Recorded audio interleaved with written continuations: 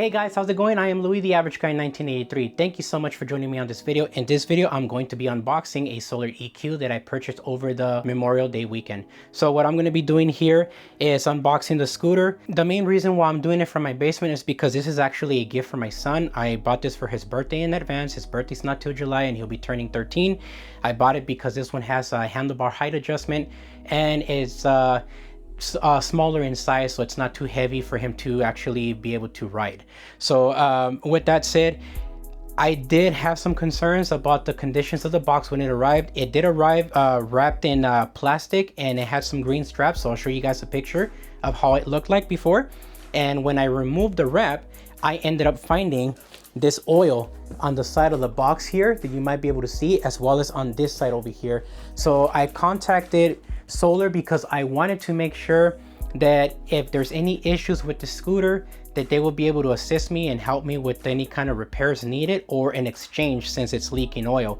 And they said to go ahead and unbox it. So the reason why I'm doing this unboxing too is for records, and so you guys can see the conditions of the scooter brand new out of the box. So it's not looking that great right now because of the fact that there is some oil marks on there and it looks like mineral oil from the hydraulic brakes. So I'm a little concerned about that. And it does say on the labels on the side to have the box facing up the way you see it right now and not upside down.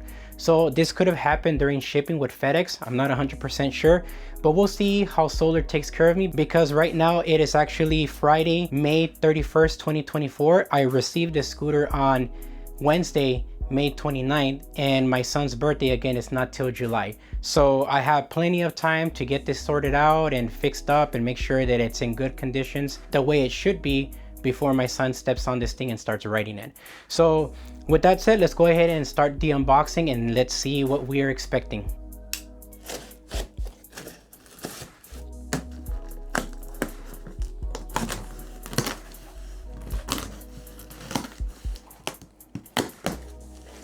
Okay, so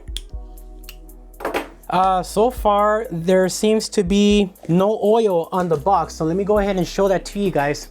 So you can see right there, there's no oil. Everything looks good so far on this side, but on the outside there is oil, so that's kind of weird, but we're looking good so far. Okay, so far we have our charge cable and a 13mm socket wrench and the owner's manual.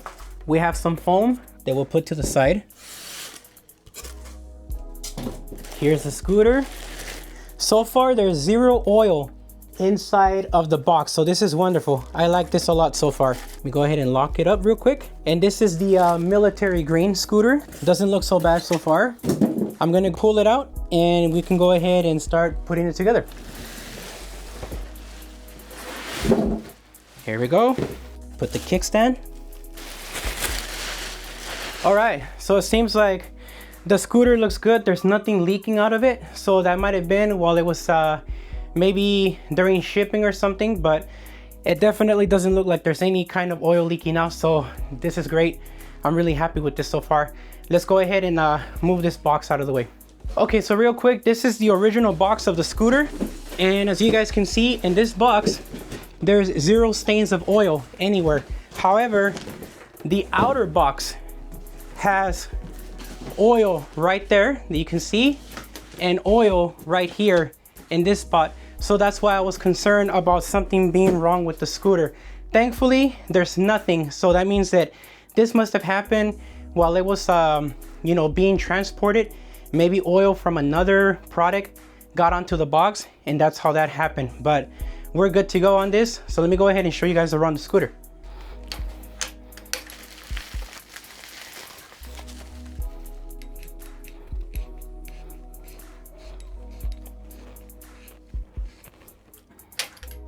Okay, this is number 2 here.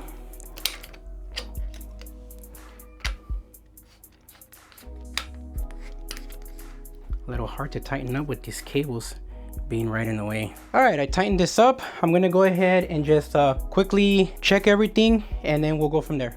Alrighty, ladies and gentlemen, so I switched on over to my Sony Alpha 7 IV because I noticed that The video quality of my Pocket 3 wasn't looking that great with the official unboxing that I did of the scooter, so I apologize for that. But we're going to be using the Alpha 7 IV moving forward. so you guys can be able to see everything as good as possible like I normally record my videos. So with that said, I want to talk to you guys about what you get in the box before I go over the scooter stuff and what I had to adjust. So you get the owner's manual, which is made out of really high quality paper. It's like if you're looking at a magazine because of the type of paper it is, and you do get valuable information, including the cockpit information for the P settings. So make sure that you read your owner's manual thoroughly so that this way you can know what the scooter is all about and what you can change and what you can't change on it. The other thing you do get is this 13mm wrench, which is only for the little valve stem socket that you have on the scooter. Has some metal ones, which I'm going to be swapping out for TPMS, so I'm not going to really be using this, but it's nice that they include this. The other thing that came in this little bag here was this cable, which is for the charger. And then in this white box that has a plastic bag inside for this has the charger. And then you get this ballpoint hex key set, which is pretty impressive. I'll show you guys what the back of the box looks like so you guys can see what numbers you get. But talking about this charger, guys, I'm a little disappointed with this. I'm going to show you guys real quick what this looks like. Alright, so this is the charger that you get with the scooter. As you guys can see, it is 58.8 volts, which isn't bad, but it's a 1.8 amp hour charger. What does that mean, man? That just means that it's going to take 10 hours for you to charge your 18 amp hour battery on your solar EQ from 0 to 100%. And that's kind of bad. They do have a fast charger available online, but it's sold out right now on the solar website, but they don't have any specs on it, whether it's a 3 amp hour or a 4 amp hour battery charger. So I did get in contact with solar again, but this time through social media, and they're supposed to get back to me regarding the fast charger and what its capabilities are, because there's no information on it online other than, hey, we have a fast charger and it's this much. So I just wanted to show you guys what this is. Let me show you guys the back of this box for the ballpoint hex key set. So this is what it looks like, so you guys can pause it real quick and take a look at what it comes with. But this is very generous of solar to include, because most companies like Segway only include the bare minimum that you need for your scooter and nothing more. Alrighty guys, now that I'm done showing you guys what's in the box, let me go ahead and take you over to the scooter so I can show you guys the way I had to adjust the kickstand so that the scooter won't easily tip over, and go over the handlebar area and also the P settings on the display, and we'll go from there. Alrighty ladies and gentlemen, so this right here is the solar EQ, and this is the deck. So when I start talking to you guys about the deck height from here to the handlebar, this is what I'm referring to the deck. With that said, the first thing I had to adjust was the kickstand. The kickstand was too straight, and it was causing the scooter to actually stand in a right position like this and making it super easy for it to tip over. And I had to get in contact with solar and ask them, hey, is there a way to adjust the kickstand, because it's a little bit too straight and just a tiny amount of movement is causing the scooter to want to tip over to the right. They told me that they don't have anything to adjust it and they don't have a smaller size kickstand, but they did recommend me to bend the kickstand a little bit to make it more slanted, so that this way the scooter can be positioned in a way where it won't easily tip over. So what they explained to me was for me to put some weight on the scooter and start moving the scooter with the wheel towards the left, and then start pressing on it like you see me doing right now, like this. And I eventually got to get this to bend in this little slanted angle, almost like a 5 to 10 degree angle. And now the scooter won't easily tip over anymore as I'm moving it right now. Before, while this kickstand was straight, if I barely do this, the scooter wanted to tip over. That's how bad it was. So you might have to do this out of the box when you get it, so just be aware. And again, like I mentioned earlier, when I start talking to you guys about the height of the handlebar from the floor of the deck, which is this, to the height of the handlebar, I'm referring to this part right here, okay? So let's go ahead and go on over to the handlebar. Alrighty, ladies and gentlemen, so this right here is the handlebar with the cockpit information right here. I wanted to show you guys that my concerns that I had back when I test rode this exact scooter at Rider Fest in October of 2023, which was like 8 months ago. I was concerned about this positioning of this buttons where the horn was, where every time I kept leaning my body forward, I kept touching the button and I kept making it sound off. Now it does have that same style horn still, but it does have a different headlight The old headlight it had was a little bit different to the new one, and the horn is actually integrated with the headlight. The headlight is in the front and the horn is in the back of the headlight body, just so you guys know. So there is a 3-pin wire. Obviously, it sounds like 2 wires are for the positive, 1 for the headlight and 1 for the independent button for the horn, and the other wire is bridge between both for grounding. Up here at the top, you actually have your off and on button for your headlights and taillights. This is your turn signal buttons, which easily turn on, and you have to remember to put it back to 0, and obviously your yellow horn button. Once I adjusted the nut brake to where I wanted to have it at to make it more comfortable to press down, I was able to finish tightening up this socket thing here on both ends. Since we don't have any intentions of collapsing this, I went ahead and I put the display as close as I could to this edge. This way this never comes apart. Over here, to compensate for this, I'm going to be putting a motorcycle grade QuadLock mount, which is the exact one that I have on my InMotion RS. It's going to go right here where my son's cell phone can go at. And having it here means that this won't get loose and come apart. But again, like you guys can see, look, if I'm moving the scooter like this, there is no wobbliness of any kind.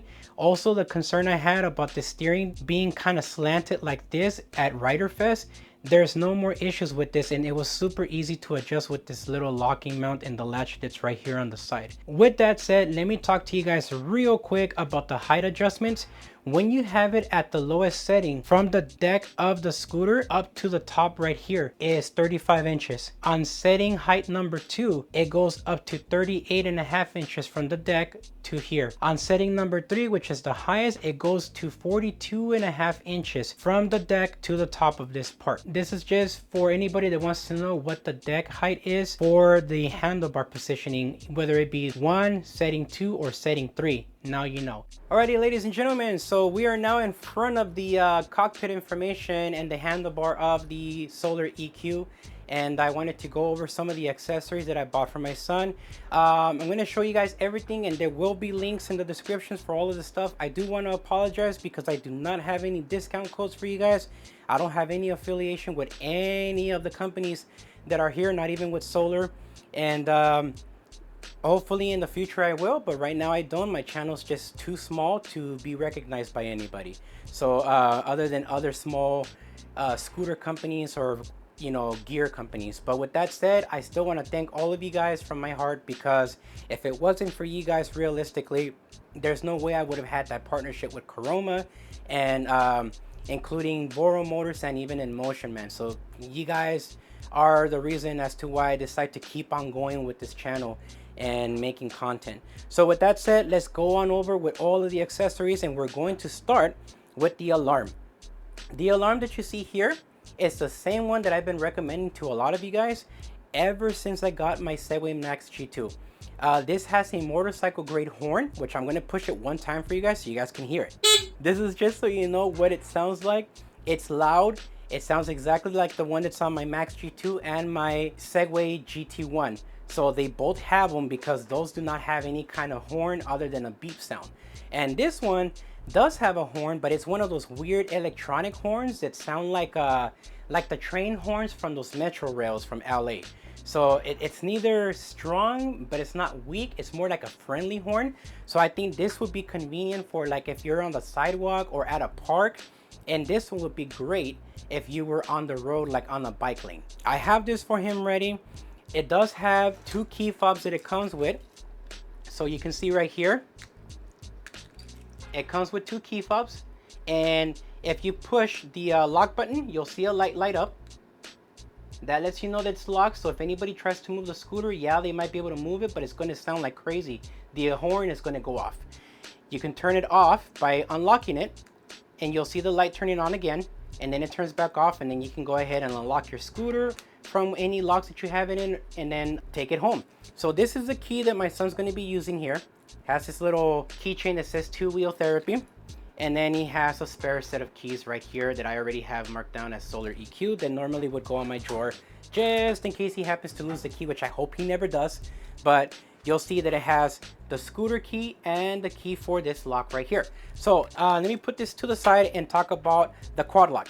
This scooter is collapsible from the handlebars, and there have been some complaints online about this getting loose over time, or everybody having to like tighten it up every little while they're riding. And I figured, you know what, if you collapse them, yeah, I totally get it, because this would get loose and, you know, it will give you some kind of wobble and it could be unstable and unsafe to be riding, right? So then I was thinking about, what if I can find a solution to kind of help with keeping this in place so it never gets loose, especially since I have zero intentions of this ever collapsing. So I figured, you know what, my son has a QuadLock case. I was originally going to buy him the Apollo Go because it had a QuadLock and I have a QuadLock phone.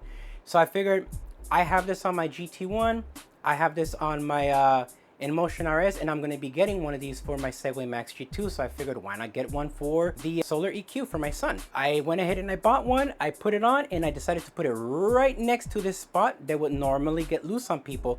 This way, with this being super tight and it not moving anywhere, this side of the bracket for the handlebar will never get loose, and you don't have to worry about having any wobbles on this handlebar because of this side, because it's just never going to get loose because it's in the way, so it won't let it get loose.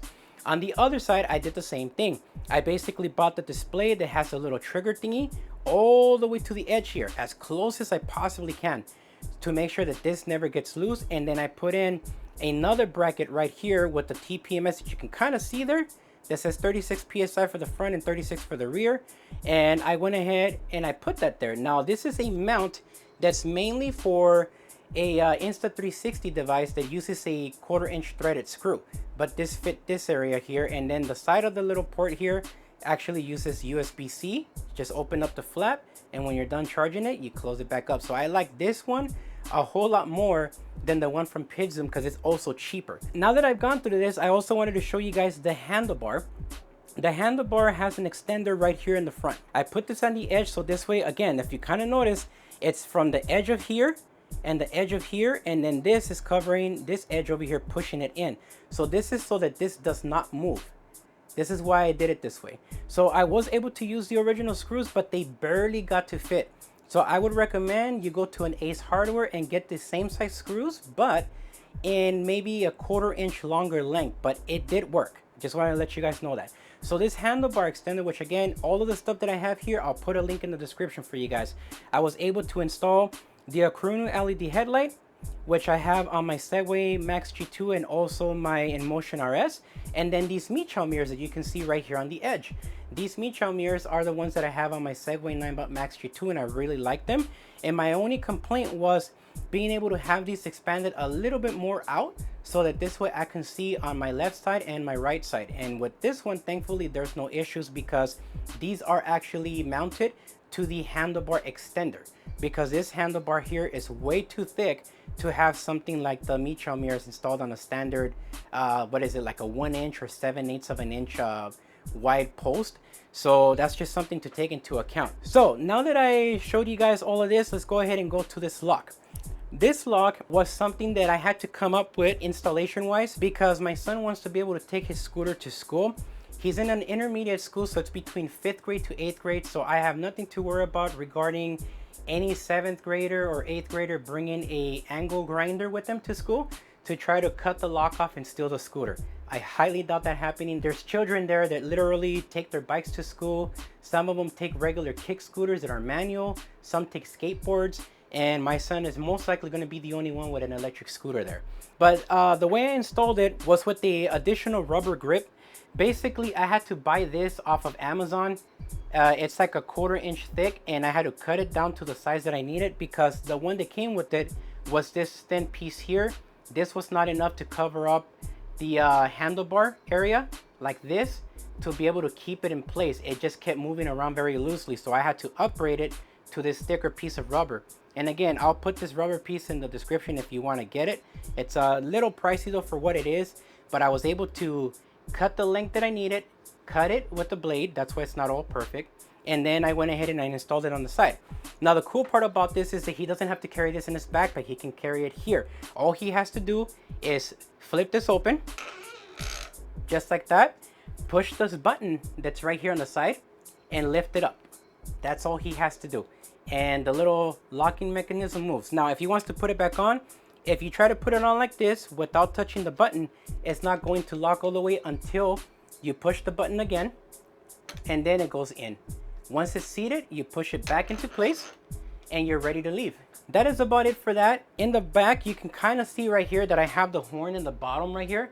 This is the horn for this button up here for the motorcycle grade horn. So it's on, it ain't going anywhere. It can still be lifted up if you need to lift it to charge it up and open up the port and everything. So this is pretty much set up. So with that said, let's go ahead and go on over really quick to the settings here. I'm just going to show you the main P settings that I want to save. It's basically the acceleration. It was set to 1, but I was able to set it to 0 so it wouldn't be aggressive trying to take off.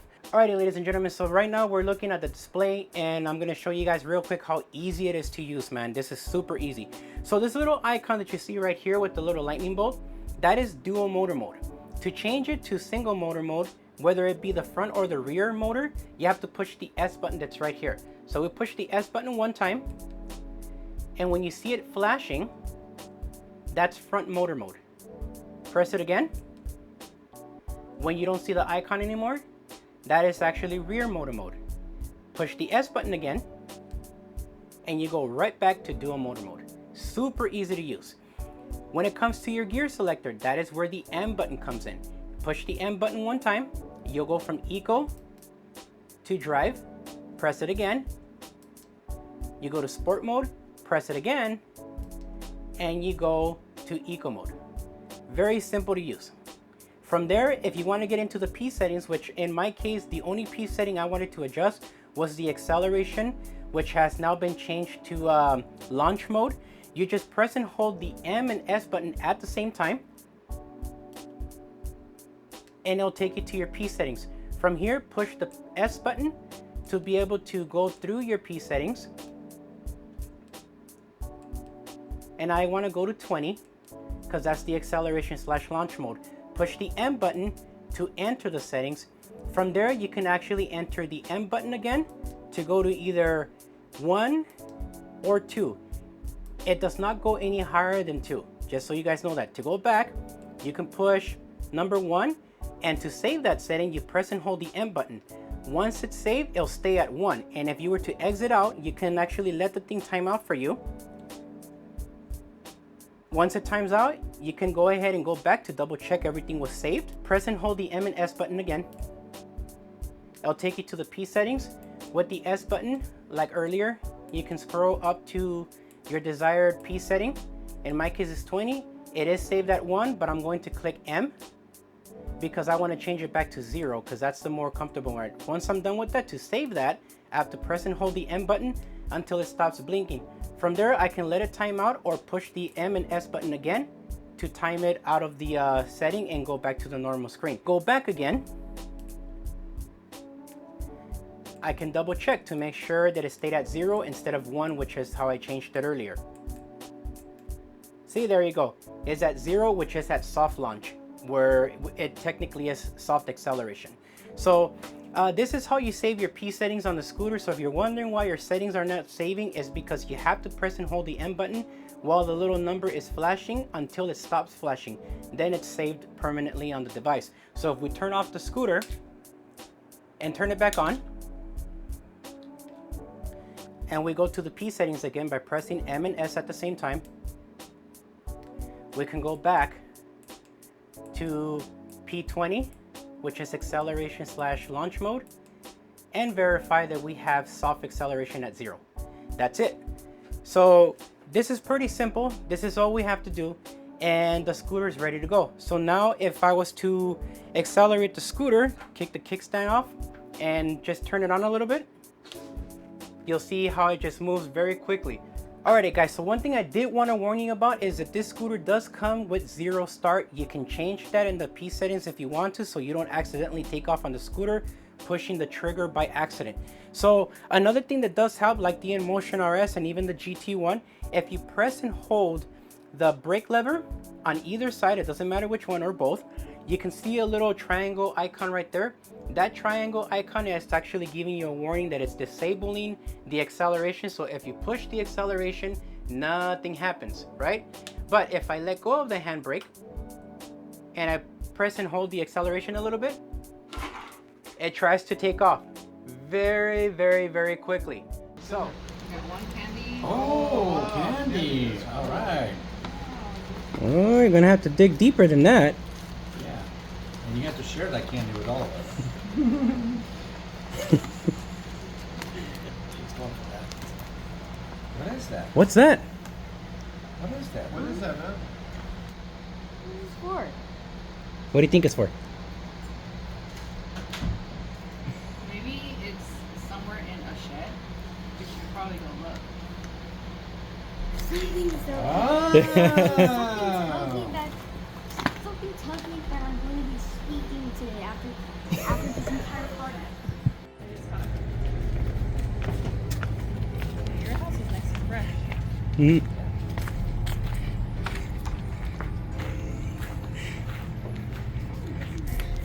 What's that? What do you think? Good, huh? Let's take it outside.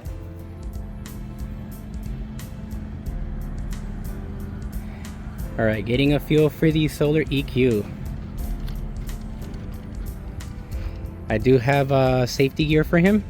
We're just doing a small little test without the gear before he goes out and starts using it. So far so good, good stance.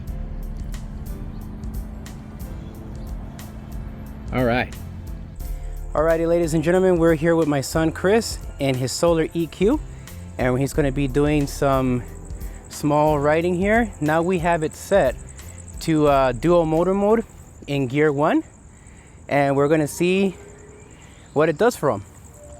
But so far it's looking great, and as you guys can see, my son is in full safety gear. I practice what I preach, my friends, and make sure that if my kid's going to be riding, he is 100% safe. All right, even got gloves on. So we got everything all set up here,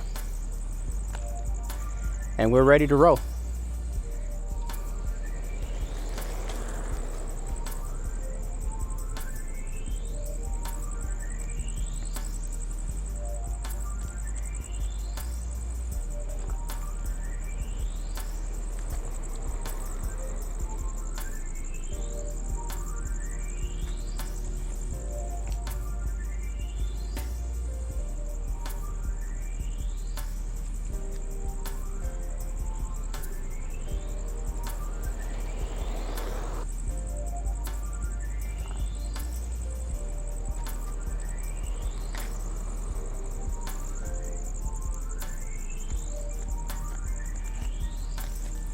Well, all right.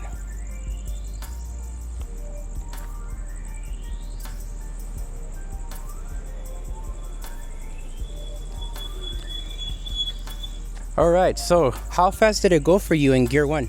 I think it went like 18 or 19 miles an hour. Not bad. Cool. Let's try to switch it up and we'll see how it does there, okay? Alrighty, ladies and gentlemen, so now we are in gear 2.